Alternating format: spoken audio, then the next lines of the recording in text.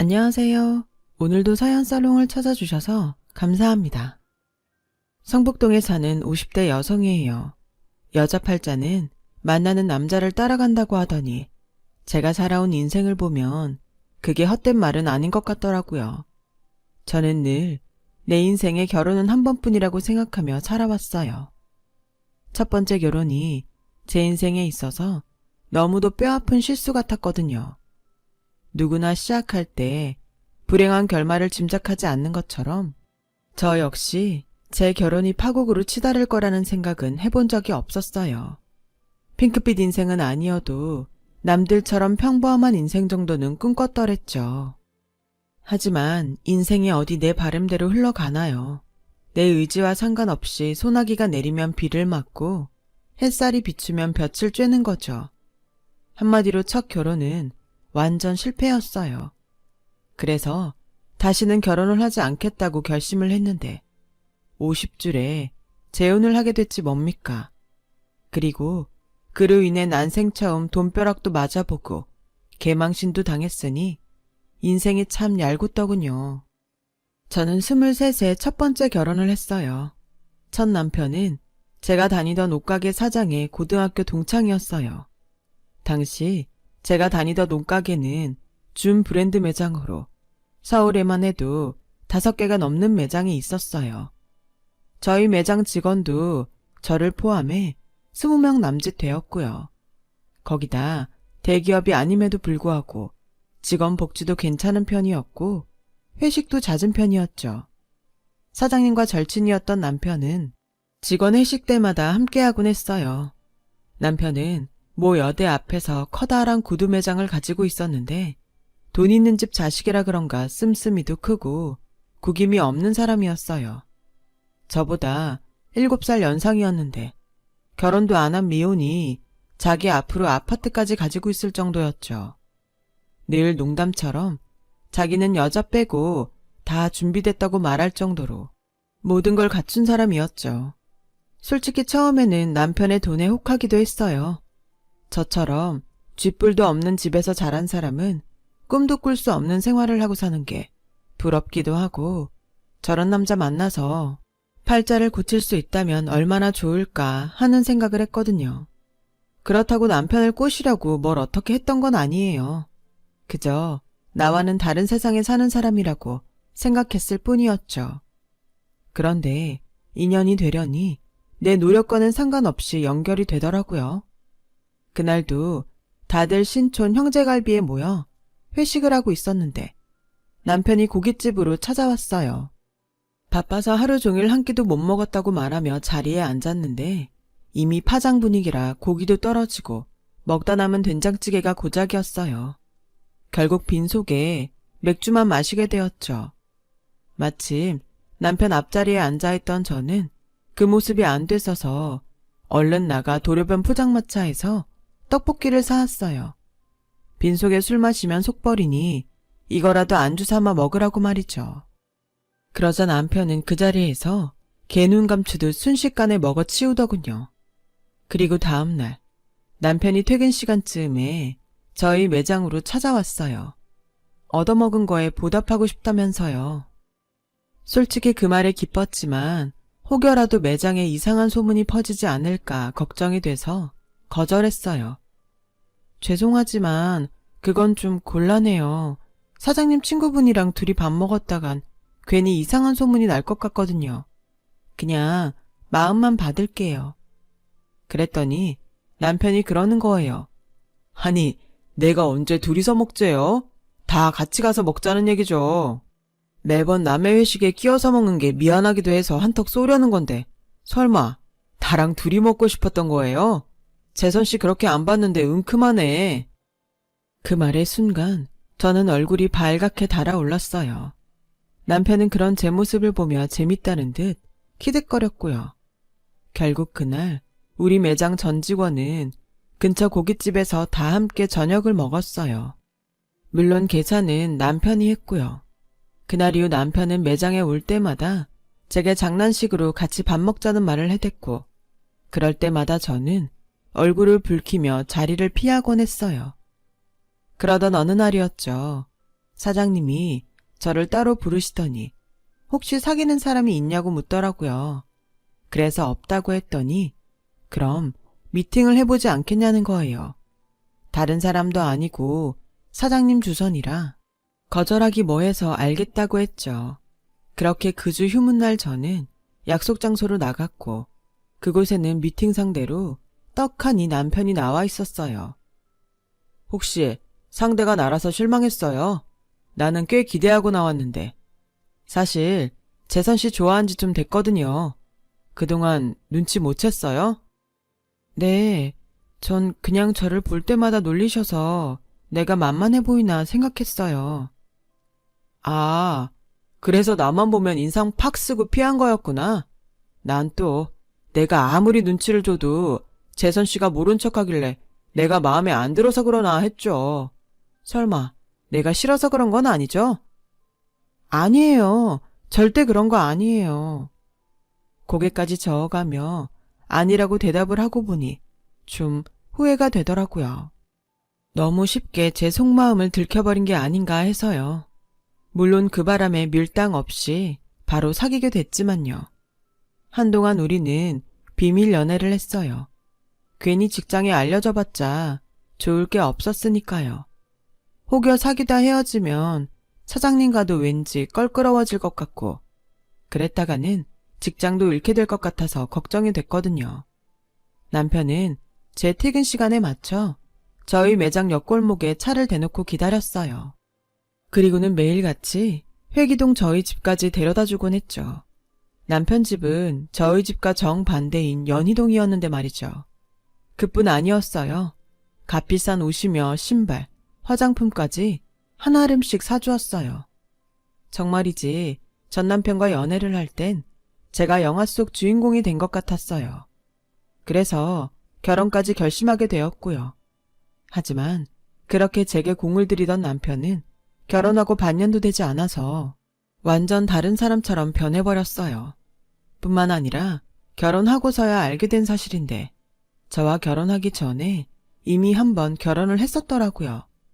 어차피 속아서 한 결혼이라 이제와 어쩔 상황은 아니었지만 그래도 사과 한마디 정도는 들어야겠다고 생각했어요. 그랬더니 글쎄 어머님이 되려 버럭 소리치시지 뭐예요. 그래, 이혼 경력이 있으면 뭐 내 아들한테 그런 흠이라도 없었으면 우리가 왜 너 같은 걸 며느리로 들였겠니? 네가 학벌이 있길래 집안이 변변키나 해. 쥐뿔도 없는 게 꼴에 분수도 모르고 어디서 내 아들한테 사과를 하래? 옷가게 점원이나 하던 걸 우리 집에서 받아줬으면 감사한 줄 알고 충성할 것이지? 건방지게 어디서? 너 괜히 꼴값 달고 까불어봐. 그땐 네 인생 종치게 해줄 테니까. 너 같은 거 하나 사회에서 매장시키는 건 우리한텐 일도 아니야. 그러니까 건방지게 까불지 마. 사과는커녕 오히려 제 인생은 물론 저희 친정 식구들 인생까지 모조리 망가뜨리겠다고 협박을 하더군요. 이런 어이없는 상황에 기가 막혀서 물도 한 모금 넘길 수 없었어요. 그렇게 3일을 꼬박 뜬 눈으로 지새운 저는 이런 사람들과 한 집에 사느니 차라리 무슨 일을 당할 때 당하더라도 친정으로 돌아가는 게 낫겠다 싶었어요. 그런데 하필 그때 알게 된 거예요. 제가 임신을 했다는 사실을요. 이 집을 나가려면 뭐든 먹고 힘을 내야겠다는 생각에 3일 만에 밥을 입에 댔는데 헛구역질이 나더라고요. 김치며 된장국 냄새가 그렇게 역할 수가 없었어요. 그런 제 모습을 본 어머님은 얼굴에 화색이 돌더니 제 손을 끄드러 잡고 그 길로 바로 산부인과로 향했어요. 검사를 해보니 임신이더군요. 어머님은 의사한테 아들인지 딸인지 집요하게 물었어요. 그러자 의사는 일단은 산모 몸 상태가 안 좋은 것 같으니 가급적 쉬면서 양질의 음식을 먹이라고 했어요. 끝내 손주의 성별을 알아내지는 못했지만 그래도 손주를 안게 됐다는 생각에 어머님은 무척 들떠 보였어요. 그리고 제게도 이전과는 딴판으로 엄청 잘해주셨고요. 어머님은 집에 가는 길에 백화점에 들러 수입 과일부터 비싼 한우까지 제게 먹일 것들을 잔뜩 사셨어요. 뿐만 아니라 제가 시집 오자마자 필요 없다며 내보냈던 가정부도 다시 불러들이셨죠. 아가, 넌 이제부터 집안 살림일랑 신경 쓰지 말고 그저 태교에만 힘쓰려무나. 아우, 얼굴이 까칠한 게 보약이라도 지어 먹여야겠다. 우리 집 귀한 장손을 낳을 몸인데 이렇게 부실해서야 쓰나? 아가, 먹고 싶은 건 없니? 애비 들어올 때 뭐 좀 사오라 그럴까? 하루아침에 달라진 어머님 모습이 솔직히 두렵기까지 했어요. 어머님이 그렇게까지 한 데는 이유가 있더라고요. 이번에 다시 돌아온 가정부한테 얘기를 들어보니 남편이 이혼한 이유가 바로 전처의 불임 때문이었다고 하더군요. 손이 귀한 집안이라 신혼 초부터 그렇게 손주를 기다리셨는데 글쎄 며느리가 불임이었지 뭐예요. 나팔관에 문제가 있어서 그렇다나? 암튼 그날부터 며느리를 구박하는데 아후 내가 옆에서 지켜보기 힘들 정도였다니까. 그러니 배견할 장사 있나? 참다 못해 뛰쳐나간 거지. 솔직히 집안도 좋고 유학까지 다녀온 사람이 그런 꼴을 당하고 살겠어요? 어림도 없는 소리지. 친정 부모며 친정 오빠까지 죄다 달려와서 난리도 아니었어요. 아후, 내가 입방정을 떨었네. 암튼 새댁은 결혼한 지 반년도 안 돼 임신을 했으니 얼마나 다행이에요. 내 세상이 나하고 실컷 누려요. 이대 큰 사모님이 유별나긴 해도 떡두꺼비 같은 손자 하나만 안겨줘봐. 새댁은 평생 대접받고 살 테니. 그때까지만 해도 가정부의 말이 그리 귀에 남지 않았어요. 하지만 배가 불러올수록 어머님의 손자에 대한 열망은 더욱 거세졌죠. 산부인과에 갈 때마다 쫓아와서는 의사한테 아이의 성별을 물어댔어요. 그럴 때마다 의사는 말을 돌려가며 대답을 회피하곤 했고요. 그렇게 산딸을 향해 가던 어느 날, 그날도 병원에 함께 갔던 어머님은 이제 산딸도 다 됐는데 말 좀 해줘요. 안다고 애를 떼기라겠어. 어쩌겠어. 애 입힐 옷 좀 사드려고 그러니까 부탁 좀 합시다. 의사는 한껏 부른 제 배를 보더니 그제야 할 수 없다는 듯 색상으로 힌트를 주더군요. 그런데 뭐? 핑크색? 그럼 딸이란 거야? 아우 내가 미쳐. 그깟 기집애 하나 보자고 내가 그 고생을 한 거야? 아유 네가 그럼 그렇지. 의사구나고 그동안 짜고서 나한테 말 안 했던 거 아냐? 아우 분해 정말. 아우 짜증나. 어머님은 의사한테 잔뜩 성질을 내곤 진료실 문을 박차고 나갔어요. 그리고는 그날부터 저의 눈물겨운 시집살이가 시작되었죠. 설상가상으로 축복받지 못한 채 태어난 제 딸아이는 태어날 때부터 몸이 약했어요. 2돌이 될 때까지 병치레가 심해서 병원을 제 집 드나들듯 해야 했죠. 그러다 여름이 끝나고 어느 가을밤 갑자기 경기를 일으켜 병원에 데리고 갔는데 도착해보니 이미 몸이 싸늘하게 식어 있었어요. 제대로 손도 못 써보고 그렇게 저는 딸을 잃어야 했어요. 어머님은 이게 다 제 책임이라며 자식 잡아먹은 년이라고 하더군요. 표독스런 어머님의 말에 저는 아무런 대꾸도 할 수 없었어요. 그런다고 죽은 딸애가 살아 돌아오지 않는다는 걸 아니까요. 그날 이후 저는 모든 걸 다 내려놓고 겨우 숨만 쉬며 살았어요. 남편과 어머님은 그런 저를 위로해주기는커녕 쓰레기 보듯 하더군요. 쓰임이 다한 폐기물처럼요. 당시 저는 매일 밤 술을 마셔야 잠이 들 수 있을 정도였어요. 술에 취하면 아이 방에 들어가 한참을 울다 지쳐서 잠이 들곤 했죠. 그렇게 몇 달이 지난 어느 날 남편이 집으로 웬 여자를 데려왔어요. 뻔뻔하게도 2사람은 보란듯이 제 앞에서 애정행각을 벌이더군요. 여자는 대학 졸업을 앞둔 여대생으로 남편의 새 여자친구였죠. 그동안 외도를 하는 건 알았지만 집에 여자를 데려온 건 처음이었어요. 듣던 것보다 많이 늙어 보이네요. 7살 연하라더니 오히려 누나 같아요. 그러니 우리 오빠가 그쪽이 여자로 안 보인다고 하죠. 여대생은 내 남편 팔에 안겨 젊음을 무기로 저를 깔고 뭉개더라고요. 보다 못한 저는 앞에 있던 물잔을 여자한테 뿌렸어요. 나이도 어린 게 어디서 못된 것만 배워 처먹었니? 가정 있는 남자 꼬셔서 불륜 저지르고도 창피한 줄 몰라? 너 이러는 거 네 부모님은 아시니? 그러자 남편이 벌떡 일어나 제 뺨을 치며 소리쳤어요. 이게 어디서 못 배워먹은 짓거리야. 야, 무식한 짓 좀 작작해라. 사람들 보기 창피하지도 않냐?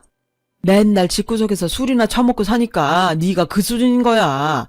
아무리 너보다 나이가 어려도 처음 본 사람한테 반말 짓거리를 하고 싶니?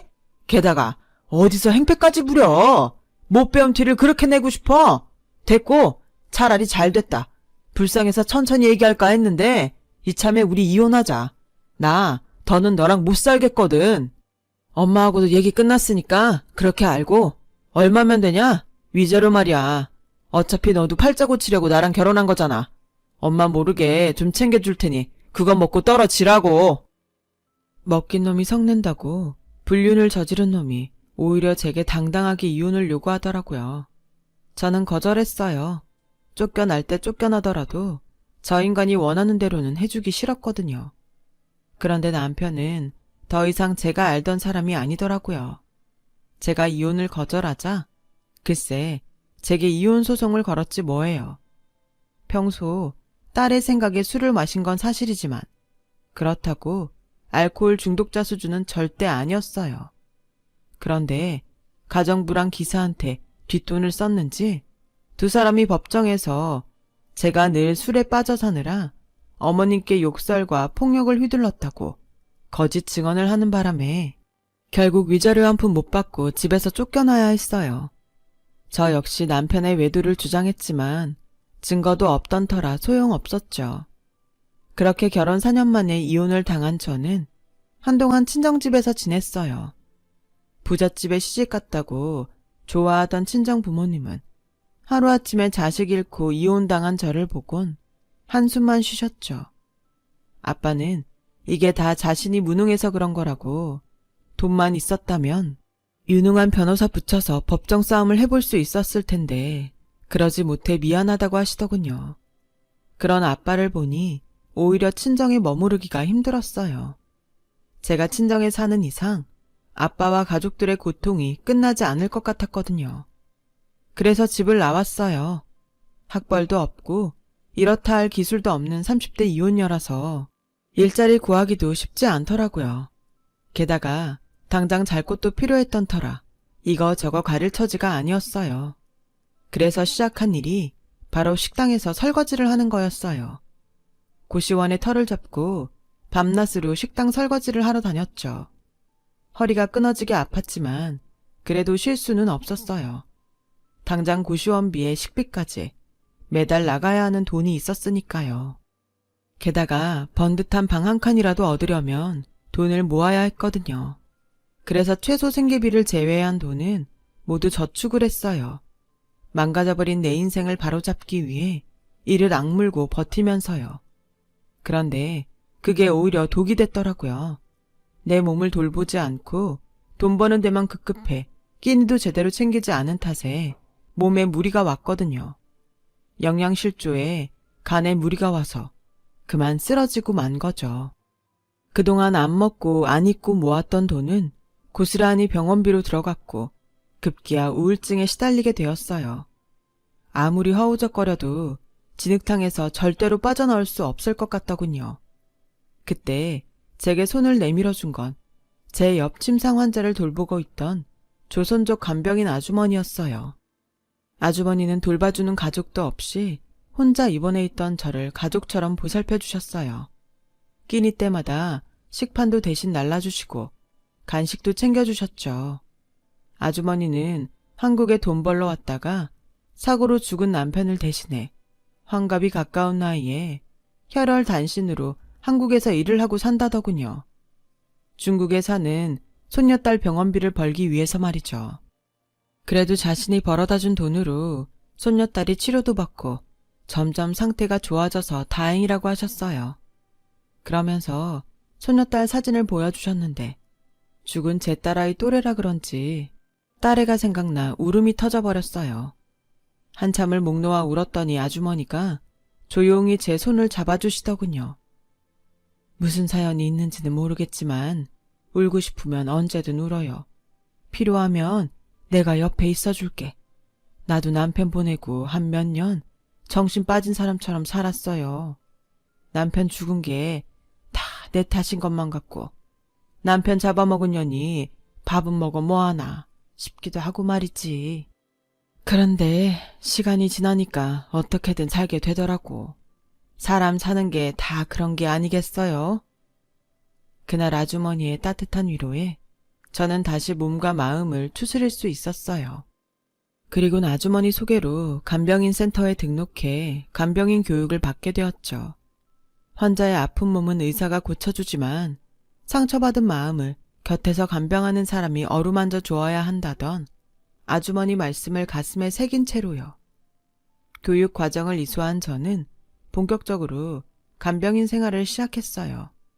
환자 옆에서 쪽잠을 자며 먹이고 씻기고 치료실에 데리고 다니느라 몸이 천근만근 같았지만 그래도 나로 인해 환자와 가족들이 조금은 편해질 수 있다는 생각을 하니 왠지 뿌듯하더라고요. 그렇게 바쁘게 살다 보니 눈에 밟히던 딸아이에 대한 그리움도 조금씩 무뎌지기 시작했어요. 아주머니 말처럼 말이죠. 그렇게 20년 가까이 간병인 생활을 하다 보니 주변에서 찾아주는 사람도 늘고 월급도 많이 늘어갔어요. 그리고 반가운 얼굴을 만나 뜻밖의 소식도 들었지 뭐예요. 하루는 일을 마치고 집으로 가려는데 길에서 낯익은 얼굴을 만나게 된 거예요. 오래전 일했던 옷가게 사장이었죠. 옷가게 사장님은 저를 보자 눈시울을 붉히시더라고요. 제가 딸을 잃고 이혼까지 당했다는 소식을 듣고 얼마나 걱정했는지 모른다며 무척이나 미안해하더군요. 그러면서 전남편 소식을 들려주었어요. 전남편은 여대생과 결혼도 하지 못한 채 유학자금만 홀라당 뜯기곤 버려진 지 오래였고 집이 꼬꾸라진 이후 재기를 못해 일용직을 전전하다 몇 년 전 세상을 떠났다고 하더군요. 그렇게 살고 갈 거 어쩜 나한테 그리 모질게 굴었나 싶었어요. 인생 참 부질없다는 생각도 들었죠. 그 무렵 저는 평소 알고 지내던 간호사를 통해 입주 간병인 제의를 받았어요. 그렇게 들어간 집이 바로 제 두 번째 남편 집이었죠. 두 번째 남편은 저와는 띠동갑으로 중소기업을 운영하던 분이었는데 뇌경색으로 쓰러진 이후 너무 늦게 발견되는 바람에 반신이 마비가 돼서 거동이 힘든 상황이었죠. 비록 침상에 누워 혼자 힘으로는 밥도 떠먹을 수 없는 처지였지만 딱 봐도 배움도 깊고 매너가 좋은 분 같더군요. 아내와는 10수년 전에 사별을 하고 결혼한 아들이 하나 있는데 아들은 아버지 대신 회사를 운영하느라 바빠 거의 집에 찾아오지 않고 있었죠. 그건 며느리도 마찬가지였어요. 집에는 사장님과 파출 아주머니, 그리고 입주 간병을 맡은 저, 이렇게 세 사람이 다였어요. 그나마도 파출 아주머니는 출퇴근을 하셔서 밤에는 사장님과 저 둘뿐이었죠. 처음엔 남자 환자와 단 둘이 있어야 한다는 점 때문에 이 일을 해야 하나 고민을 했는데 막상 와서 보니 환자가 점잖기도 하고 거동이 힘들어서 딱히 별일은 없겠다 싶어 하기로 했어요. 거기다 옆에서 감시하는 가족도 없고 오히려 편하겠다 싶었죠. 그런데 모든 가정에는 나름대로의 사정이 있는 것처럼 이 집에도 나름의 문제가 있더라고요. 파출 아주머니 말로는 사장님이 쓰러지시게 된 게 아들과 말다툼을 하고 난 뒤였다고 했어요. 그리곤 아버지가 쓰러지자마자 바로 회사에서 아버지 자리를 차지했다나요. 이 집 아들이랑 며느린 사장님이 빨리 죽기를 바라는 사람들이야. 지 아버지 재산 빼먹을 생각에 눈이 시뻘건 년놈들이지. 돈이 많으면 뭐해. 자식이 지 부모 죽기만 바라는 천하의 잡놈인걸. 세상에서 제일 힘든 게 자식 농사라잖아. 그걸 망친 거지 뭐. 이댁 사장님은 인품도 훌륭하시고 좋은 일도 많이 하시는 분인데 참 안 됐어. 비록 하더라 통신이니 그리 신빙성은 없었지만 몇 달간 입주해서 지켜보니 꼭 틀린 말 같지는 않았어요. 제가 입주하고 석 달이 다 돼가도록 아들 내외가 찾아온 건 처음 입주하던 날 뿐이었거든요. 그 후로는 전화도 한 통 없더라고요. 사장님은 힘이 빠진 눈으로 늘 창밖 풍경만 바라보셨어요. 음악도 싫고 TV도 싫다 하셔서 집안은 늘 절간처럼 적막했죠. 파출 아주머니가 퇴근한 이후에는 더더욱 그랬어요. 살면서 이렇게 고요하고 평온한 환경에서 살기는 처음이었죠. 그러던 어느 날이었어요. 사장님이 망고가 먹고 싶으시다고 사다 달라고 하시더라고요. 그래서 집 근처 마트에 갔다 왔는데 글쎄 돌아와 보니 사장님이 바닥에 떨어져 계시더라고요. 그런데 스스로 자신의 머리를 바닥에 내리 찍고 있지 뭐예요. 저는 달려들어 사장님 머리를 손으로 받치고는 제 무릎 위에 놓았어요. 사장님은 거칠게 반항을 하며 자길 내버려 두라고 소리치더군요. 차라리 죽게 해달라고요. 비참해서 더는 못 살겠다나요? 그 말에 나도 모르게 화가 치밀었어요. 그래서 그러면 안 되는데 소리를 질렀죠. 사는 게 비참하다고요? 죽고 싶다고요? 건방진 소리 마세요. 어리광 부리지 말라고요. 세상엔 사장님보다 더 힘든 사람도 많아요. 그래도 다들 어떻게든 살아보겠다고 아등바등 하는 거라고요. 살아있으니까 어떻게든 살아내야 하니까. 그게 세상에 태어난 이상 인간이 해야 하는 의무라고요. 반평생 넘게 편히 사셨잖아요. 남들 부러움 사면서 떵떵거리고 잘 사셨잖아요. 그런데 이만한 일에 비참하다고 목숨을 버려요? 남들은 평생 죽지 못해 살 만큼 비참하게 사는데 고작 1년 이러고 살았다고 자신을 포기하냐고요. 갓 태어나 엄마 품에 안겨보지도 못하고 인큐베이터에서 지내는 갓난 아기들도 어떻게든 살겠다고 두 주먹 불끈 쥐고 울어요. 그런데 다 큰 어른이 이깟 시련도 못 감당해서 포기하겠다고요? 창피한 줄 아세요. 다른 건 몰라도 나는 내 환자는 절대 죽게 안 놔둬요. 그러니까 나 몰래 죽을 생각일랑 꿈도 꾸지 마세요. 아셨어요? 악을 쓰고 덤비는 제 기세에 눌린 사장님은 저를 빤히 보시더니 힘겹게 말씀하셨어요. 알았으니까 내 목 잡은 손에 힘 좀 빼요. 이러다 목 절려 죽겠어요. 순간 화를 내느라 사장님 목을 잡고 있던 걸 깜빡했던 저는 그제야 놀라서 손에 힘을 풀었어요. 그리고는 파출 아주머니를 불러 함께 사장님을 침대에 눕혔어요. 그 소동 이후 사장님은 더 이상 헛된 마음은 품지 않았어요. 그리고는 제게 조금씩 마음을 열게 되었는지 전보다 말도 많이 거시고 종종 LP판을 틀어달라는 부탁도 하셨죠. 대개는 제가 들어본 적도 없는 클래식 음악이었어요. 때로는 피아노 연주곡을, 때로는 첼로 연주곡을 들으셨죠. 한때 자신의 꿈이 첼리스트였다고 하더라고요. 첼로를 안고 연주를 하다 보면 마치 사람이 우는 소리처럼 들린다면서 딱 한 번만이라도 다시 첼로를 연주할 수 있었으면 원이 없겠다고 하셨죠. 그래서 열심히 재활치료를 받아보자고 했어요. 병원에 다니기 힘들면 집으로 재활치료사를 불러 시작하자고요. 그래서 아들을 집으로 불러들였어요.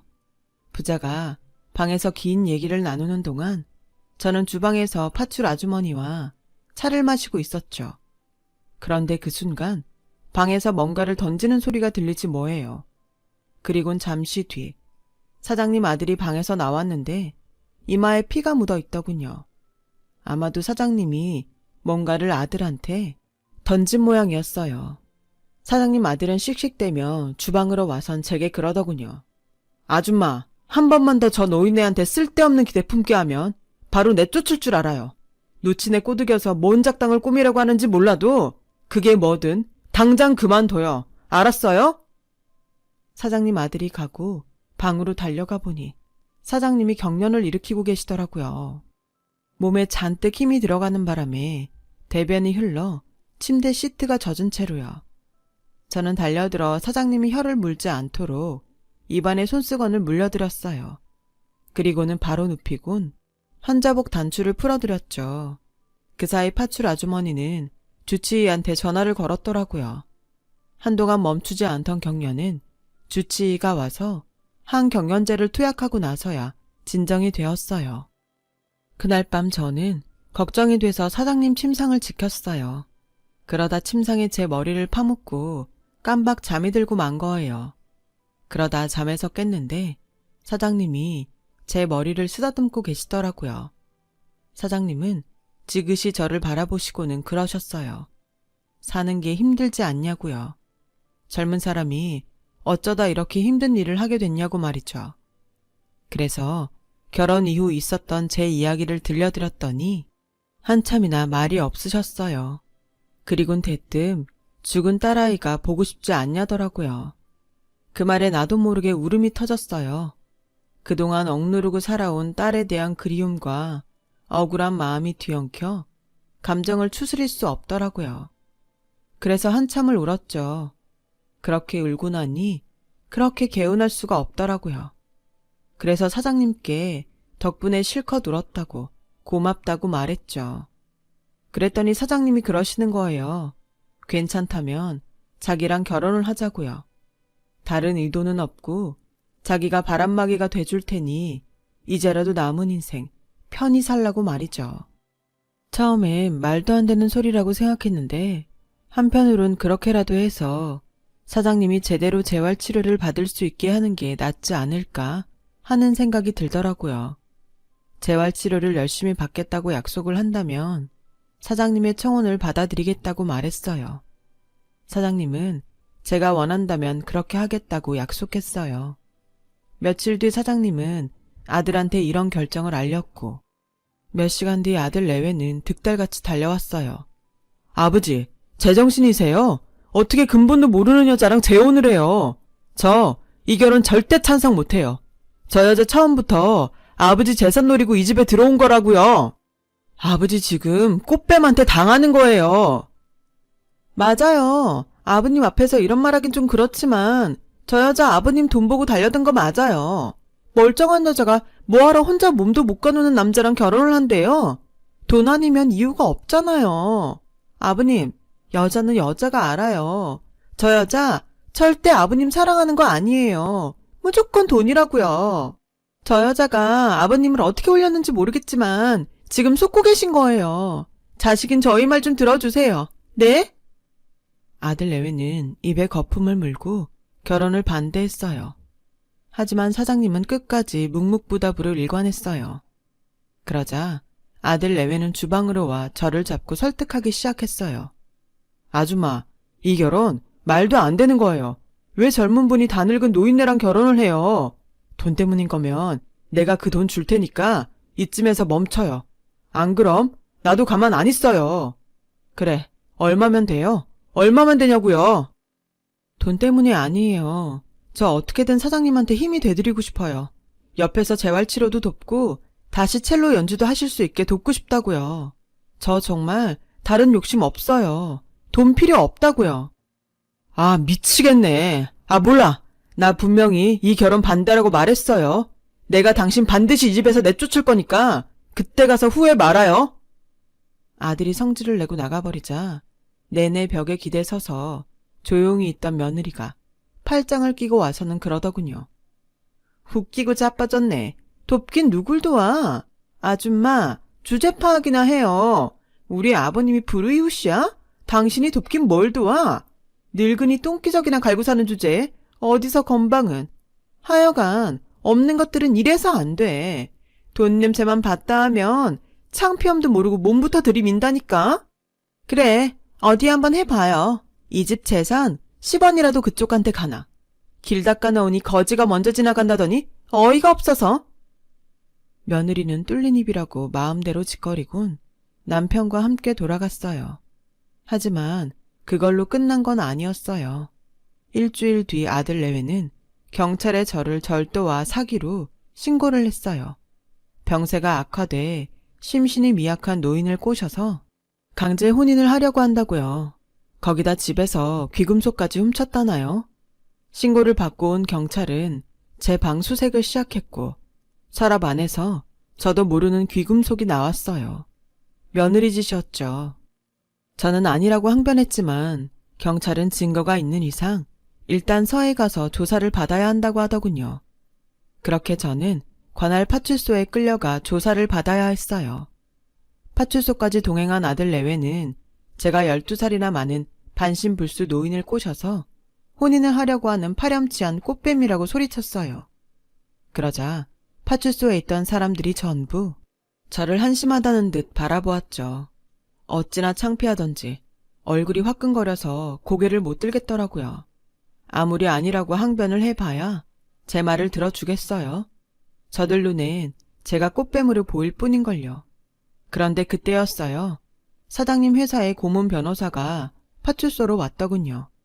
변호사는 아들 내외한테 휴대폰으로 뭔가를 보여주었어요.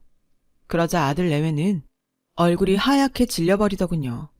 조금 전까지 기세등등하던 두 사람은 갑자기 꼬리를 내리고는 경찰한테 자기들이 뭔가 착각을 한 것 같다며 신고한 걸 취소하겠다고 하지 뭐예요. 그리고는 제게 와서는 미안하다고 고개를 숙이더라고요. 얼떨떨하긴 했지만 일단 사과를 받아들이기로 하고 집으로 돌아왔어요. 그랬더니 휴무였던 파출 아주머니가 집에 와 있지 뭐예요. 알고 봤더니 저를 구해준 건 바로 파출 아주머니더라고요. 일주일 전 아주머니는 퇴근길에 상추를 좀 따가려고 마당 뒤편 텃밭에 갔는데 그때 마침 안채에서 나오던 아들 내외가 나누는 대화를 듣게 된 거예요. 듣다 보니 심상치 않은 내용이 나오길래 휴대폰으로 동영상 촬영을 했던 거죠. 대화 내용은 1년 전 사장님이 뇌경색으로 쓰러지셨던 날에 대한 거였어요. 알고 보니 아들 내외는 사장님이 쓰러지신 걸 알고도 119에 신고도 않고 서재로 달려가 유언장을 찾고 있었더라고요. 유언장을 찾느라 시간을 허비하는 바람에 사장님의 상태는 더 악화됐던 거였죠. 파출 아주머니는 괜히 남의 집 일에 끼어들었다가 분란만 일으킬 것 같아서 입을 다물고 있었는데 오늘 갑자기 며느리가 전화해 해고 통보를 하자 화가 나서 동영상을 들고 사장님을 만나러 온 거였어요. 동영상을 본 사장님은 고문 변호사를 파출소로 보내셨던 거고요. 결국 그 일로 아들은 회사에서 쫓겨났고 차후 유산도 받을 수 없게 되고 말았어요. 부모 목숨보다 돈이 먼저인 자식은 필요 없으니까요. 그리고 얼마 뒤 사장님은 재활치료를 시작했어요. 연세가 있으셔서 경과가 빠르지는 않았지만 전보다는 확실히 차도가 있기는 했어요. 밥도 혼자 먹고 혼자 힘으로 휠체어에 앉는 건 가능할 정도로 말이죠. 물론 아직은 샤워를 하거나 걸을 수는 없지만 지금처럼 열심히 재활치료를 한다면 가능할 거라 생각해요. 참, 그리고 얼마 전 저는 사장님과 혼인신고를 했어요. 신혼여행은 사장님이 걸을 수 있게 되면 가자고 했지만 그게 5년 뒤가 될지 10년 뒤가 될지는 모르겠네요. 아무튼 덕분에 저는 난생 처음 기사가 딸린 차를 타고 백화점에서 장을 보는 호사도 누리게 되었어요. 여자는 만나는 남자 따라 팔자가 변한다더니 반백살이 된 지금에야 사모님 대접을 받고 살게 된 거죠. 상처가 많은 인생이라고 해서 나조차 포기하려고 했던 인생이지만 힘든 시간을 버티고 나니 이렇게 꽃길을 걷는 날도 찾아오네요. 역시 인생은 끝날 때까지 끝난 게 아닌 모양입니다. 지금까지 제 사연을 들어주셔서 감사합니다. 건강하시고 앞으로의 좋은 날을 위해 많은 분들 힘내시길 바랍니다. 여러분, 사연 댓글에 응원과 현명한 조언 부탁드려요. 좋아요와 구독은 저에게 큰 힘이 됩니다. 오늘도 좋은 일 가득하세요.